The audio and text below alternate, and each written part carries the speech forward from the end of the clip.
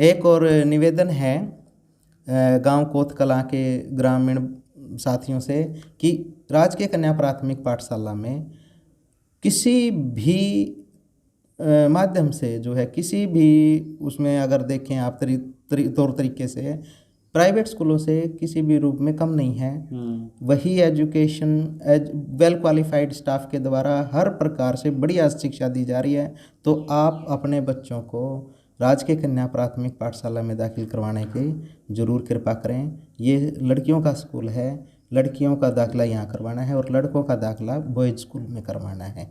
और ये कोतकला का सौभाग्य है कि इस कोतकला में इतने लड़कों का स्कूल सीनियर सेकेंडरी अलग है, लड़कियों का अलग है और प्राइमरी स्कूल भी कोतकला के अंदर 3-3 हैं। तो इसलिए जितना ज़्यादा बेनिफिट आप इन स्कूलों से शिक्षा के क्षेत्र में अपने बच्चों को दिला सकते हैं तो वो दिलाएं, आप फ़ायदा उठाएं इस बात का।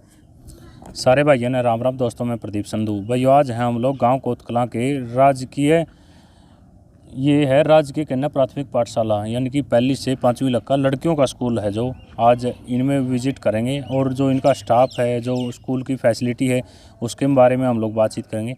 जो आप ये पीछे देख रहे हो भाई, ये बिल्डिंग है राजकीय कन्या प्राथमिक पाठशाला की। हाँ जो भाई इनसे बातचीत करेंगे। इस साइड ये 3 साइड है जो पार्क है, आगे सामने ऑफिस है, उस साइड है जो ये मेन बिल्डिंग है राजकीय कन्या प्राथमिक पाठशाला की। देखो भाई बढ़िया पेंट करके हैं और अच्छी कलाकारी देखने को मिल रही है। बेटी बचाओ बेटी पढ़ाओ के लोगो हो, चाहे फिर ABCD 1 2 3 4, एक अच्छी बिल्डिंग, अच्छा बढ़िया पेंट। और ये देखो भाई ग्रिल है जो पार्क के चारों तरफ, एक अच्छी ग्रिल लगा रखी है।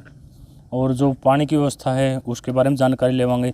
एक लड़कियों के लिए टॉयलेट की कितनी व्यवस्था है, साफ़ सफाई का ध्यान, इसके बारे में पूरी बातचीत करांगे। जो राजकीय कन्या प्राथमिक पाठशाला गांव कोतकलां का है, जो इनके हेडमास्टर हैं श्री नरेश कुमार जी, जो बहुत ही मेहनती और एक अच्छे अध्यापक हैं, उनसे बातचीत करांगे और इस स्कूल का पूरा जायज़ा लेवांगे। किस तरह से आप क्या क्या फैसिलिटी हैं, जो आपका स्टाफ है उसकी क्वालिफ़िकेशन को लेकर, और जो आसपास के गांव की लड़कियों के लिए इस स्कूल को अगर ऑप्शन के रूप में देखें तो किस तरह से आप क्या क्या फैसिलिटी प्रोवाइड कराओगे, सब के बारे में बातचीत करेंगे। तो आइए, ये इस साइड देखिए बच्चों के लिए 2 झूले भी रखे गए हैं पार्क में।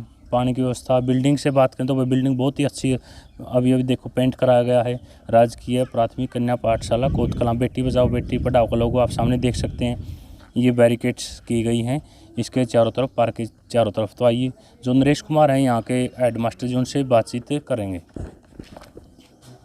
देखो भाई ये ऑफिस है।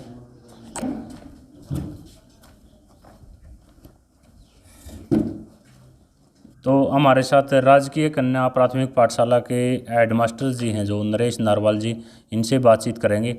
नरेश जी, जो आपका प्राथमिक पाठशाला की बिल्डिंग देखा तो एक मॉडर्न बिल्डिंग हो गई है, जैसे देखा तो पेंट पोंट हो गया, क्या निजीकरण हो गया इस स्कूल का?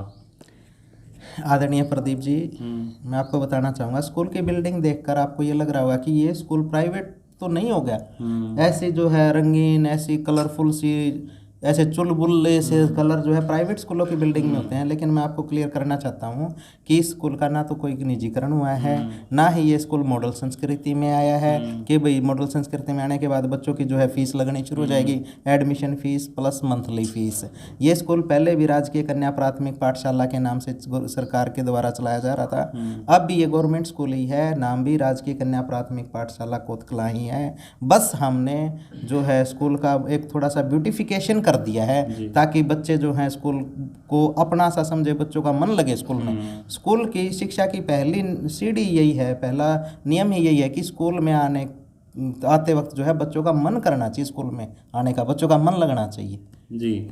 और जो आपके स्कूल में मौजूदा समय में फैसिलिटी है उसको लेकर बताओ, आप क्या क्या हमारे स्कूल में देखो सर, मैं बताना चाहूँगा पहले नंबर पे हमारे स्कूल में अब जैसे गर्मी का मौसम आ गया, तो गर्मी का मौसम आ गया तो सबसे ज़रूरी चीज़ है बच्चों के लिए पानी की व्यवस्था। हमारे स्कूल में जो वाटर पॉइंट है वहाँ डबल 2 RO हैं, साथ में 2 वाटर कूलर हैं। एक वाटर कूलर अगर खाली भी हो जाएगा तो तुरंत अवेलेबल होगा दूसरे वाटर कूलर का पानी ठंडा, यानी बच्चों को गर्म पानी नहीं पीना पड़ेगा, स्वच्छ पानी मिलेगा और ठंडा पानी मिलेगा। ये सुविधा है प्राइमरी स्कूल के लिए और सीनियर सेकेंडरी दोनों के लिए। फिर प्राइमरी विंग में आपने देखा होगा पार्क बना रखा है स्कूल के बिल्कुल सेंटर में, और पार्क में आपने देखा होगा अब छोटे बच्चों के लिए हमने झूलों की व्यवस्था भी कर रखी है। बच्चे आए खाली टाइम में रिसेस पीरियड में झूल सकें, खेल सकें, क्योंकि स्कूल में आना बच्चों को पनिशमेंट नहीं लगना चाहिए, बच्चों को इंटरटेनमेंट मिलना चाहिए स्कूल में। यानी आजकल वो चल रहा है ना भाई, लर्न बाय फन, बच्चे खेल खेल में सीखें, बच्चे मस्ती में सीखें। मस्ती की पाठशाला का कार्यक्रम भी चलाया था काफ़ी पत्रकार साथियों ने। हमारे पास जो फैसिलिटी की बात है, सबसे बड़ी फैसिलिटी होती है शिक्षक की। गवर्नमेंट के द्वारा बिल्कुल वेल क्वालिफाइड स्टाफ हमारे स्कूल में दिया गया है। 5 टीचर हैं, 5 टीचर BA B.Ed D.Ed यानी ग्रेजुएटेड तो हैं ही, लेकिन साथ में कुछ टीचर ऐसे भी हैं जिनके पास मास्टर डिग्री भी है। तो प्राइमरी विंग में मास्टर डिग्री होल्डर टीचर होना कोई छोटी बात नहीं है। हमारे स्कूल में फ्री एजुकेशन है, क्योंकि सरकारी स्कूल है। कोई फीस नहीं, कोई एडमिशन फीस नहीं ली जाती बच्चों से, कोई मंथली फीस नहीं ली जाती। सरकार के द्वारा बच्चों को ड्रेस के पैसे उनके अकाउंट में आते हैं, और जो है किताबें हैं, टेक्स्ट बुक्स हैं, नोटबुक्स है, स्टेशनरी वगैरह वो गवर्नमेंट की तरफ से ही प्रोवाइड की जाती हैं। हमारी बिल्डिंग आपने देखा होगा सुंदर होने के साथ साथ बिल्डिंग जो है हवादार भी है। और दूसरी जो आप फैसिलिटी की बात कर रहे हैं, मैं आपको बता दूं कि अब गर्मी के मौसम में बच्चे जो है गर्मी में ना बैठें, इसलिए प्राइमरी विंग में और सीनियर सेकेंडरी विंग में दोनों बिल्डिंगों पर कम से कम 1.5 या 2 किलोवाट के सोलर सिस्टम लगवाए जाने हैं। वो हम सोसाइटी के माध्यम से, यानी कि समाज के लोगों के माध्यम से लगवाएंगे।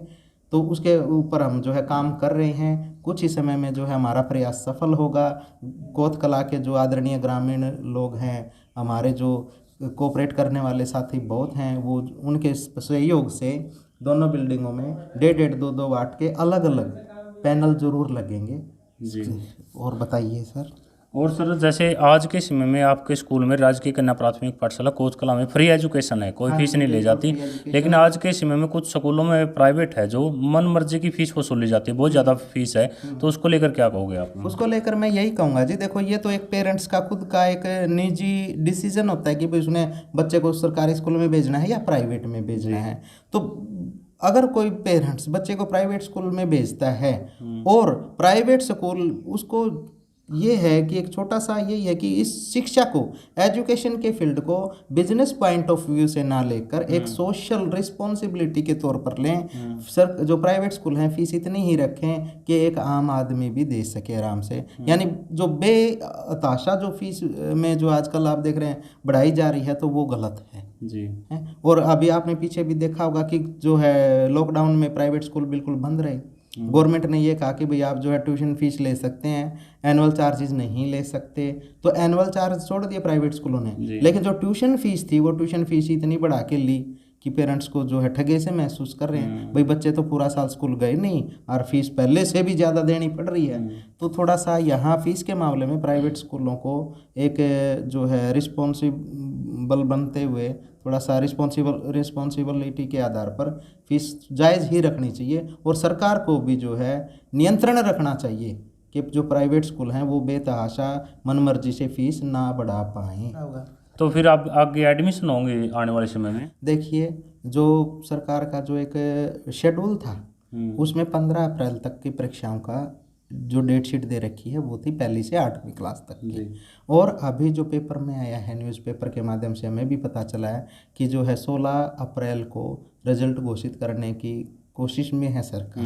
तो 16 अप्रैल को रिजल्ट घोषित होने के बाद सीधी सी बात है एडमिशन शुरू हो जाएंगे। वो जैसे भी फिर वो रिटर्न में, क्योंकि हम ये सरकारी स्कूल है, यहाँ सरकार के जो है विभाग के शिक्षा विभाग के लिखित आदेश चलते हैं, वो लिखित में लेटर आ जाएगा जी निदेशालय से जी, उस हिसाब से हम करेंगे जी। और जो बच्चे जिसके 1 से 5वीं तक बच्चे हैं, उनके अभिभावक हैं जो माता पिता, उनको लेकर क्या कहोगे? अभी आप कोई संदेश देना चाहते हो? हाँ, संदेश यही है कि देखिए पिछले साल भी स्कूल बंद रहे कोरोना के कारण। कुछ समय के लिए स्कूल खुले। जब स्कूल खुले तो उस दौरान जो है अभिभावकों का और बच्चों का इतना बढ़िया रिस्पॉन्स रहा। बच्चे खुश स्कूल में आकर, अभिभावक भी खुश हुए कि भाई स्कूल खुल गए, बच्चों की एजुकेशन शुरू हो जाएगी। लेकिन अब जैसे आपने देखा होगा कि 30 अप्रैल तक स्कूल बंद हो गए हैं। तो बच्चे घर पर रहते हैं। तो मेरा अभिभावकों से यही निवेदन है कि भले स्कूल बंद हो गए हों, लेकिन अपने बच्चों की पढ़ाई जो है वो घर पर ही जारी जरूर रखें। यानी बच्चों को जो है उनकी जो एक हैबिट बनती है रीडिंग की, सेल्फ स्टडी की हैबिट जरूर बनाए रखें बच्चों की। ये निवेदन है, ताकि जब स्कूल खुले तो बच्चों को जो है बिल्कुल भी समस्या ना आए पढ़ाई।